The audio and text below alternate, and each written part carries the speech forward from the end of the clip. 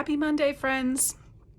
So this week I thought we would take some inspiration from TV because I don't know how many of you have watched The Queen's Gambit on Netflix, but I found it completely fascinating. I could not stop watching it. I burned right through the whole season that they had up, and it's just such a great story. And I had a lot of friends who said, oh, I don't really care about chess that much.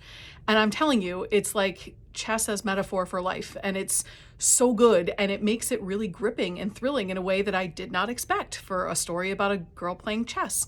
So I thought we would do some inspiration, draw some inspiration from that, and talk a little about other books that you might enjoy if you liked The Queen's Gambit for a number of reasons. So what I'm going to do is I'm going to put up a photo of the cover of the book, and then we'll talk about it. And I have, I think, 5 or 6 books to talk about with you. So let's get started.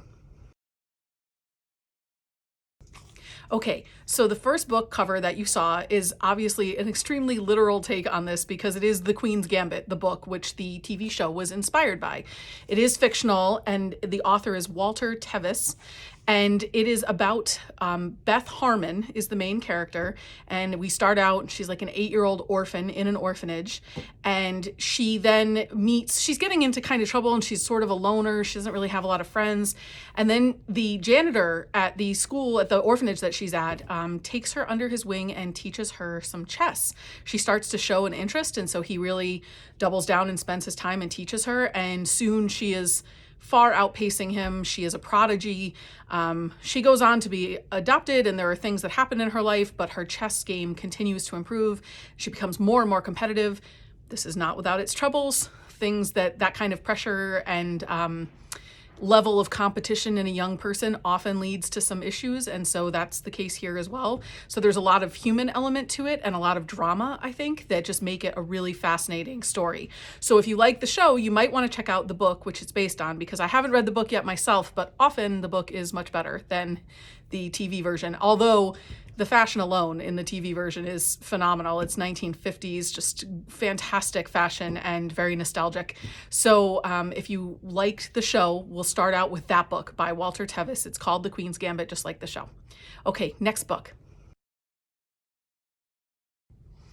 Okay, so the next book is called The Queen of Katwe, and it's by Tim Crothers. And this is a nonfiction book about a young chess prodigy. So very similar in theme and tone. So in this story, which was also made into a film, like a documentary kind of film, we meet Fiona Mutesi, who is a young child living in Uganda in a slum outside of one of the cities, the major cities.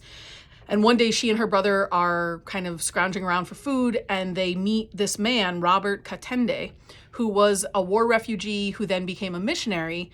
And his whole goal in his missionary work was to teach children about life and empowering them through the game of chess. And so he taught Fiona chess, and she, by the time she was 15, was the national champion. So it's this really heartwarming story of struggle and the ultimate kind of win at the end, where it works and she is able to see lots of the world, which is something she never thought she'd be able to do, and she masters this game. And as a young woman, that was a big deal. So if you like that story of triumph and the heartwarming elements of it, The Queen of Katwe is excellent. And like I said, they also made it into a documentary, so you can watch it, I would say, after you read it. But it's excellent and really uplifting, which is great for this time of year. Okay, next book. Okay, so our third book is also nonfiction. This one is called, stay with me, Chess Bitch, Women in the Ultimate Intellectual Sport. So this book is written by Jennifer Shahade, who was a U.S. World Chess Champion. And this is about kind of her ascendancy through the ranks of the chess world as a woman and the struggles that she dealt with and the faces, because this is traditionally a very masculine game. A lot of men play it. It's not a lot of women in the field, and so this is her experience. And it's called Chess Bitch because, apparently, I did not know this, the strongest piece in chess is the queen, and she is often referred to as bitch, which I would argue is because it is a mostly man's game.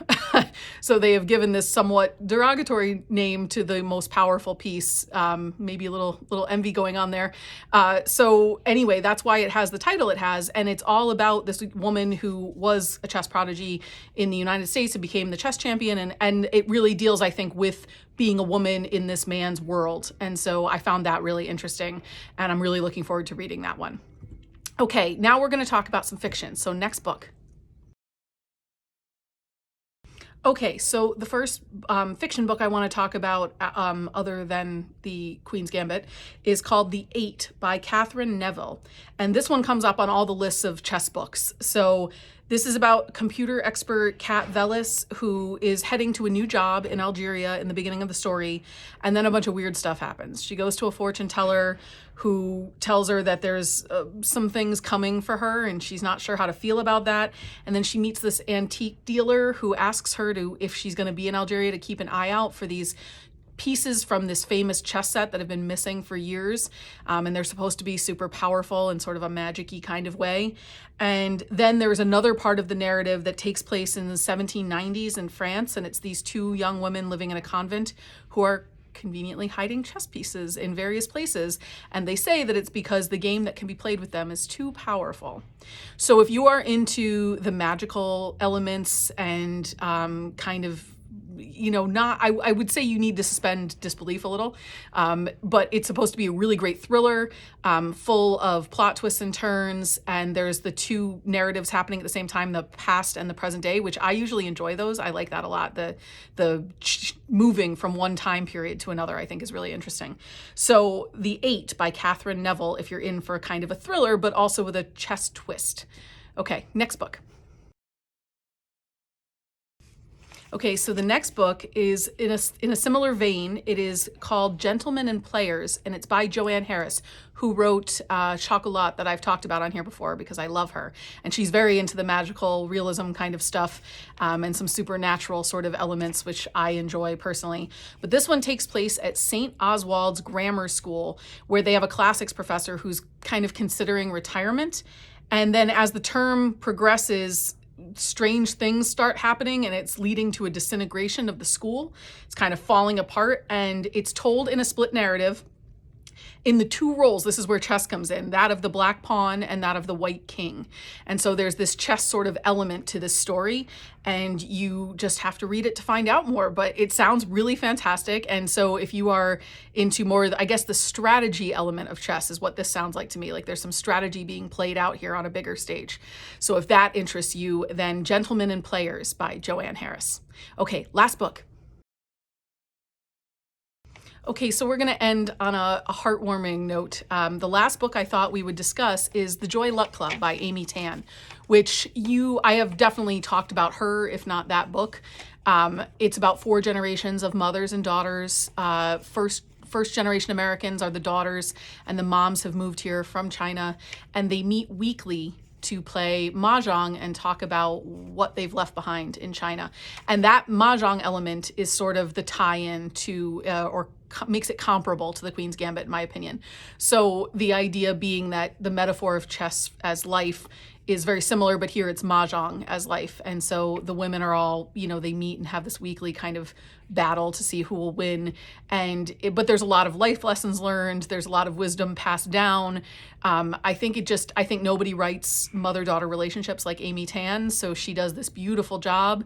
And there is an element of that in the Queen's Gambit too. The woman who adopts Beth, she develops a particular relationship with her that is, not perfect, like no mother-daughter relationship is, but it does mean a lot to her. And I think that the mother-daughter aspect and the mahjong/chess aspects are what tie them together. So if you are into that more emotional element of the story of the Queen's Gambit, I think you might really enjoy The Joy Luck Club. And even if you've read it before, it's worth revisiting. That book gets better every time I read it. So I have read it multiple times, but then I have reread it several times as well. And it's just it's just so wonderful. So if that's what you're looking for, a little more heartwarming, moving book, then maybe that's the one for you. Okay, so that's all of our books this week. I'm going to put all of the covers at the end again, just so that you can check them out again. Every one of these books is available in the Mid-Hudson Library System, so if we don't own it, we can get it for you. Just email us or call us and put in a request, and we'll be happy to get that book for you, and hopefully you enjoy them. And we will be back next week. I am planning a special Best of 2020 edition, where we're going to talk about some of these everybody makes best of lists at the end of the year, and that includes for books. So we're going to talk some Best of 2020 books next week to celebrate the end of 2020 and the beginning of a new year. So I look forward to seeing you then. I hope you are all staying safe and healthy, and we hope to talk to you soon. Bye.